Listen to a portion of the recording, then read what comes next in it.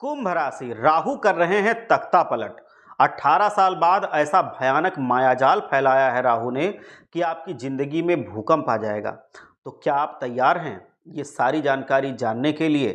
ये ब्रह्मांड का आपातकालीन अलर्ट है आपके लिए। क्या आपने कभी सोचा है कि एक ग्रह की चाल आपके पूरे जीवन के आर्थिक, भावनात्मक और सामाजिक ताने बाने को कैसे ध्वस्त या उत्थान कर सकती है? क्या आप जानते हैं कि राहु वो ग्रह है जिसे छाया माना जाता है, जो तर्कों से परे है? आखिर क्यों देने पर जब आता है तो फर्श से अर्श तक पहुंचा देता है, और जब छीनता है तो हमको आसमान से उठा करके इस धरती पर पटक करके धूल चटा देता है, और हम सोचते रह जाते हैं कि हमने ऐसा क्या किया जो हमारी ऐसी स्थिति बन गई। यदि आप इस सवाल के जवाब के लिए उत्सुक हैं तो सांसें रोक करके हमारे साथ थोड़ी देर के लिए ये पूरा वीडियो देखिए। मैं आपको गारंटी के साथ कह सकता हूं कि जब आप ये सारी चीज़ें जान लेंगे तो आपके पैरों के नीचे की ज़मीन खिसकनी तय है। सबसे पहले भगवान भोलेनाथ का आशीर्वाद लीजिए। कमेंट में जाइए सच्ची श्रद्धा से जय भोलेनाथ, हर हर महादेव जरूर लिखिए, जिससे भोलेनाथ का आशीर्वाद आप पर और आपके परिवार पर बना रहे। तो वीडियो को लाइक कीजिए और अच्छे से समझिए। देखिए, पूरे 18 साल के अंतराल के बाद छायाग्रह राहु आपकी कुंभ राशि में, आपके जन्म भाव में एक ऐसी स्थिति में प्रवेश कर चुके हैं जहां वे अगस्त 2026 तक की अवधि के लिए 100% तख्ता पलट करने पर आमादा हैं। ये तख्ता पलट कैसे होगा? क्या ये पुराने दुखों और समस्याओं के मकड़ जाल को हमेशा हमेशा के लिए उड़ा ले जाएगा, ऐसा तूफान बनेगा? या फिर ये आपके जीवन में नई और जटिल समस्याओं को दुकान खोल करके चला जाएगा? कुंभ राशि के जितने भी जातक हैं, आपके लिए ये वीडियो अत्यंत आवश्यक है। आपके लिए ये परिवर्तन का महाकाल शुरू हो चुका है। इस ग्रह के व्यवहार, इसकी कार्यप्रणाली और इसके गहरे रहस्यों को समझना अत्यंत आवश्यक है। अगर आपने राहु की इस मास्टर क्लास को समझ लिया तो आप उस श्रेणी के व्यक्ति बन जाएंगे जिसके जीवन से सारी समस्याएं जड़ से समाप्त हो चुकी हैं। इस शक्तिशाली प्रभाव का मुख्य कारण क्या है? दो जबरदस्त खगोलीय घटनाएं एक साथ घटित हो रही हैं। मित्र के गढ़ में शक्ति। राहु महाराज वर्तमान में अपने परम मित्र शनि की मूल त्रिकोण राशि में संचरण कर रहे हैं। जब राहु अपने मित्र के घर में होते हैं तो उनका उद्देश्य उस राशि के स्वामी को प्रसन्न करना होता है और उस भाव के फल को अभूतपूर्व तरीके से बढ़ाना होता है। स्वयं का ये नक्षत्र है, स्वयं की धुन होगी। राहु ने अब गुरु के पुण्य नक्षत्र से प्रस्थान कर लिया है और अपने स्वयं के शक्ति केंद्रित शतभिषा नक्षत्र में प्रवेश किया है। जब कोई ग्रह अपने नक्षत्र में आता है तो उसकी शक्ति असीमित हो जाती है। इतना बड़ा बड़ा वो परिणाम दे सकता है जो हम सोच भी नहीं सकते, हमारी सोच से बड़ा परिणाम। वो अपने प्रभाव को सटीकता और तीव्रता के साथ लागू कर देता है। आइए इस महापरिवर्तनकारी राहु की स्थिति को पूरी तरह से समझिए। अपने जीवन में क्या प्रभाव आपको देखने को मिलेगा, इसको जानिए, और क्या उपाय आप कर सकते हैं, क्या सावधानियां आप बरत सकते हैं, ये सब कुछ मैं आपको बताने जा रहा हूं। आपका जो व्यक्तित्व है, स्वयं का पुनर्जन्म समझ लो हो रहा है। ये लग्न भाव का है। राहु महाराज सीधे आपके लग्न भाव, जो पहला घर है, उसमें विराजमान है। लग्न आपके आचार विचार, व्यवहार, स्वभाव और सबसे महत्वपूर्ण आपकी निर्णय लेने की क्षमता का प्रतिनिधित्व करता है। राहु महाराज जो कि स्मार्ट वर्क, हेरफेर और लीक से हट करके सोचने का ग्रह है, जब आपके नक्षत्र में आपके व्यक्तित्व के केंद्र में बैठता है तो यह आपकी सोच के दृष्टिकोण को आमूल चूल परिवर्तित कर देता है। सोच में क्रांतिकारी परिवर्तन आता है। आप अब भीड़ का हिस्सा नहीं रह जाएंगे। आपके भीतर एक तीव्र और उग्र इच्छा शक्ति जागृत हो जाएगी और आप कहेंगे मुझे जीवन में कुछ नया और अद्वितीय करना है जो किसी ने ना किया हो, या सबसे आगे रहना है। आपकी स्मरण शक्ति उन विचारों पर केंद्रित होगी जो आपको भीड़ से अलग बैठा देगी। निर्णय लेने की निपुणता आ जाएगी। आपकी निर्णय लेने की दक्षता इतनी शक्तिशाली हो जाएगी और अचूक हो जाएगी कि आप जीवन में सबसे अलग हो जाएंगे। आप इतने ज़्यादा शक्तिशाली निर्णय लेंगे जो अद्वितीय होंगे। आपकी असाधारण सोच आपको समाज, परिवार और कर्म क्षेत्र में अकल्पनीय यश, मान और प्रतिष्ठा दिला देगी। लेकिन सावधान, अति आत्मविश्वास का मायाजाल राहु फैला देगा इसी बीच में। राहु आपकी सोच को साम दाम दंड भेद हर तरह से बहुत ज़्यादा परिवर्तित कर देगा। ये आत्मविश्वास तो अच्छा होता है, लेकिन ये जानते हो कि अति आत्मविश्वास उतना ही बुरा होता है और यहीं से असली खेल शुरू होता है। अति आत्मविश्वास, जैसे जैसे आपके निर्णय सफल होंगे आपका आत्मविश्वास बढ़ता रहेगा, लेकिन यदि आपने इसमें अति आत्मविश्वास को मिला दिया तो राहु आपको गहरे गड्ढे में ढकेल देगा। रक्षा सूत्र क्या है? जब भी आपके मन में बिना सोचे समझे अति आत्मविश्वास निर्णय लेने का विचार आए तो तुरंत पहचान लें कि राहु आपको घेरने का प्रयास कर रहा है। उस पल से 2 कदम पीछे हटें, शांति से विचार करें और फिर निर्णय लें। यदि आपने यह अनुशासन बनाए रखा तो इस समय आपका सफल होना निश्चित है। राहु की दृष्टियां त्रिवेणी संगम, 5वीं, 7वीं और 9वीं दृष्टि है। राहु के पास 3 विशेष दृष्टियां होती हैं, 5वीं, 7वीं और 9वीं। ये दृष्टियां आपके जीवन के 3 महत्वपूर्ण क्षेत्रों में सबसे बड़े बदलाव लाती रहती हैं। पहला है पंचम दृष्टि, आकस्मिक लाभ और बुद्धि का विस्फोट हो जाता है। राहु की 5वीं दृष्टि सीधे आपके पंचम भाव पर पड़ रही है। ये भाव आकस्मिक लाभ, विद्या, संतान, बुद्धिमत्ता, चतुराई और प्रेम संबंध का स्थान होता है। छात्रों के लिए ये वरदान होगा। विद्यार्थियों के लिए ये समय अत्यंत शुभ साबित होगा। आप बुद्धिमत्ता और चतुराई का ऐसा सदुपयोग संगम बनेंगे कि प्रतियोगिता में सफलता के झंडे गाड़ देंगे और प्रतियोगिता में सफलता पाना आपके लिए खेल जैसा हो जाएगा। आराम से आप सफल हो जाएंगे। संतान सुख मिलेगा। यदि आप संतान संबंधी चिंताग्रस्त अवस्था में थे तो ये समाप्ति की ओर है। जो दंपत्ति संतान प्राप्ति की इच्छा रख रहे थे उनके लिए ये अवधि विलंब को समाप्त करके संतान प्रदान करेगी और आपको आशीर्वाद मिलेगा। संबंधों में बहुत ही अधिक सुधार होगा। आपके प्रेम संबंधों की स्थिति को राहु बहुत ही बेहतर बना देगा। आकस्मिक लाभ का खेल भी शुरू हो जाएगा। राहु यहाँ से आकस्मिक लाभ की गतिविधियों को अत्यंत सुंदर स्वरूप में बना करके एक उदाहरण पेश करेगा। उदाहरण के लिए, यदि आप शेयर मार्केट में आप इन्वेस्ट करते हैं, सट्टेबाजी में आप यकीन रखते हैं या किसी भी त्वरित लाभ क्षेत्र में आपका कोई काम है, तो आपको अप्रत्याशित धन लाभ इन जगहों से मिल सकता है। लेकिन एक खतरा भी है। आकस्मिक लाभ के साथ ही राहु लालच को भी उत्पन्न करता है। मान लीजिए आपने 50,000 का लाभ निर्धारित किया था, लेकिन जैसे ही वो लाभ होगा आपके मन में लालच आ जाएगा कि मुझे 1 लाख का लाभ मिल जाए। 1 लाख के लाभ के चक्कर में आप फिर अंत में आप नुकसान झेल सकते हैं और अंत में राहु आपको पेट भरने नहीं देगा, जिसके परिणाम स्वरूप न केवल आपका लाभ चला जाएगा बल्कि आप अपनी जेब से भी धन गंवा करके वहां से वापस लौटेंगे। तो इसीलिए लालच तो बिल्कुल नहीं करनी है। सफलता का मंत्र क्या है? लालच की स्थिति में बिल्कुल ना आए। राहु को सहज रूप से आपके हाथ में ला करके देगा वो, उसे स्वीकार करें, मस्तक पर लगा लीजिए उस धन को और आगे बढ़ जाइए। लालच में मत रहिए। यदि आपने यह नियम अपना लिया तो यह स्थिति आपको बार बार आकस्मिक लाभ देती रहेगी और अगर आप लालच में रहे तो एक ही बार में वो डुबा देगी। दूसरा है सप्तम दृष्टि। ये साझेदारी और वैवाहिक जीवन की परीक्षा लेगा। राहु की 7वीं दृष्टि आपके सप्तम भाव पर है। यह भाव आपके जीवन साथी, साझेदारी और दैनिक रोजगार का स्थान है।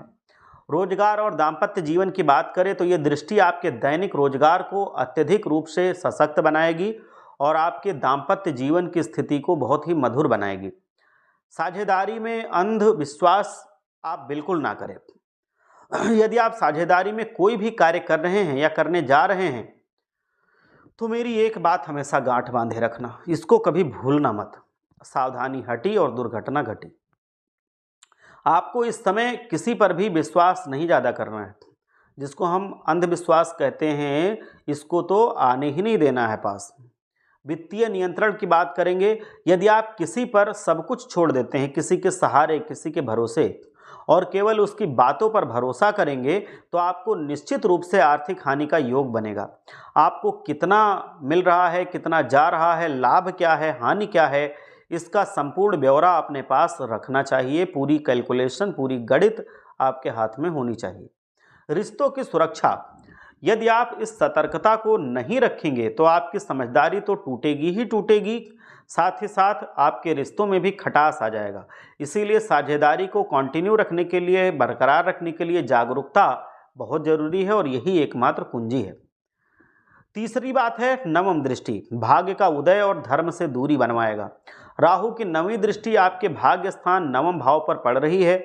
ये भाव आपके पिता, भाग्य, धार्मिक कार्य और विदेश यात्रा का स्थान होता है। पिता और विदेश की बात करें तो ये दृष्टि आपके पिता के स्वास्थ्य को अत्यधिक पुष्ट करेगी और पिता से चल रहे किसी भी गलतफहमी या मतभेद को समाप्त कर देगी। विदेश यात्रा की स्थिति का योग भी बहुत मजबूत बनेगा। लक फैक्टर, ये दृष्टि आपके लक फैक्टर को उत्कृष्ट तरीके से जनरेट करेगी। आपकी तीव्र बुद्धि से आप जो भी सोच रहे हैं, भाग्य भी उसमें आपका साथ देगा। धार्मिक अलगाव का जोखिम बनेगा। राहु महाराज यहाँ नकारात्मक रूप से कार्य करते हुए आपको धार्मिक कार्यों से दूर करते हुए पाए जाएंगे। आपका पूजा पाठ, धार्मिक स्थलों में रुचि समाप्त हो सकती है। चेतावनी है, चूँकि हम पूरी तरह से धार्मिक हैं हिंदू धर्म में, सनातन धर्म के लिए, इसीलिए धार्मिक कार्यों से कभी भी दूर नहीं रह पाते और हम यही इच्छा रखते हैं, आपसे भी यही प्रार्थना करते हैं कि धार्मिक कार्यों से कभी दूर मत रहिए। धार्मिक कार्यों से जितना आप जुड़े रहेंगे उतना ही राहु भी और दूसरे ग्रह भी अपना बुरा प्रभाव तो नहीं दिखा पाएंगे। यदि आप ईश्वर से हट जाते हैं, विमुख होते हैं, तो राहु के नकारात्मक प्रभाव आपको घेर लेंगे। समाधान क्या है? आपको धार्मिक कार्यों से जुड़ करके रहना है। मेरी तरह आप धार्मिक कार्यों में संलग्न रहिए।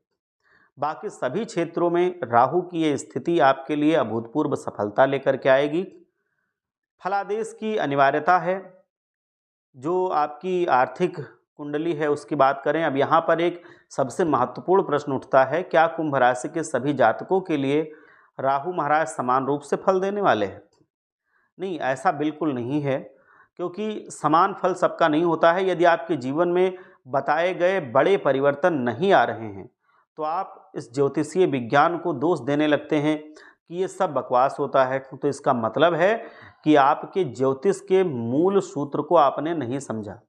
देखो, जो ज्योतिष है ये एक पूरी तरह से मैं बताऊँ, एक सब्जेक्ट है, एक साइंस है, एक विज्ञान है और प्रत्येक व्यक्ति की कुंडली में ग्रहों के प्रभाव अलग अलग होते हैं।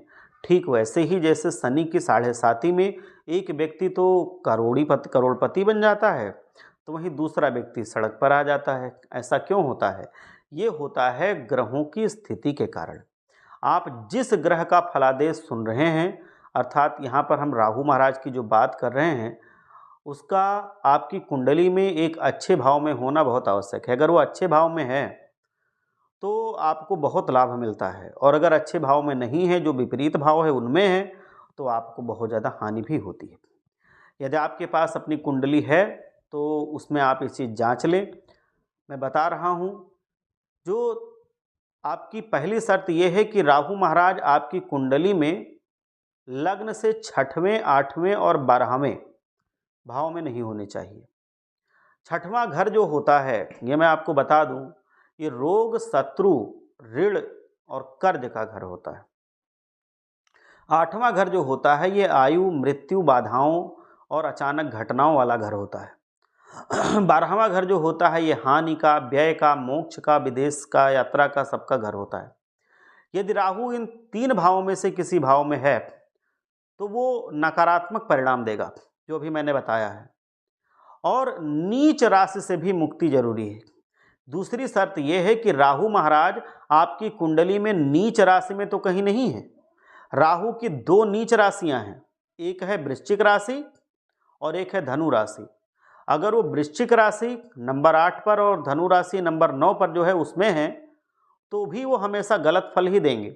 यदि आपकी कुंडली में जहाँ नंबर 8 या नंबर 9 होता है वहाँ राहु विराजमान है, तो भले ही वह अपने मित्र की राशि या अपने नक्षत्र में क्यों ना आ जाएं, वह आपको कभी भी अच्छे परिणाम नहीं देंगे, हमेशा गलत परिणाम देंगे। यदि आपकी कुंडली में राहु इनमें से किसी घर में है, 6ठे, 8वें, 12वें या नीच राशियों में जो दोनों बताई हैं, धनु, वृश्चिक, तो फिर राहु पूरी तरह से आपको गलत फल देंगे, आपको पीड़ा देंगे। ऐसे में राहु का ये गोचर भी आपको चुनौतीपूर्ण परिणाम ही देगा। यदि इन स्थानों पर राहु नहीं है और अपनी मित्र कारक राशि में है, तो बलवान होते होकर के बैठा है, तो आपको बहुत बहुत बधाई मैं देना चाहता हूँ। ये वही महातूफान लेकर के आपके जीवन में प्रवेश करेगा, जो आपकी सारी समस्याओं को जड़ से उखाड़ करके उड़ा ले जाएगा। तो राहु महाराज की स्थिति आपके लिए परिपूर्णता के परिणाम बना करके देगी। इसके लिए आपको एक शक्ति संतुलन बनाना आवश्यक है, क्योंकि अगर आप ये शक्ति संतुलन बना लेंगे तो आप राहु की ऊर्जा को नियंत्रित कर लेंगे। राहु को नियंत्रित करने वाले सर्वोच्च सत्ता हैं भगवान शिव। राहु और शनि दोनों ही भगवान शिव के परम भक्त हैं, और शिव की आराधना करने से राहु के 30% तक के नकारात्मक दृष्टिकोण वाले प्रभाव आपके जीवन में शून्य हो जाते हैं। मतलब 30% नकारात्मकता तो वैसे ही दूर हो जाती है। आपको बहुत सारे लाभ अगर चाहिए, राहु आप चाहते हैं कि हमेशा शुभ परिणाम दे, तो ये उपाय करिए जो मैं बता रहा हूँ। आप महामृत्युंजय मंत्र का जाप शुरू कर दीजिए, बहुत शुभ रहेगा।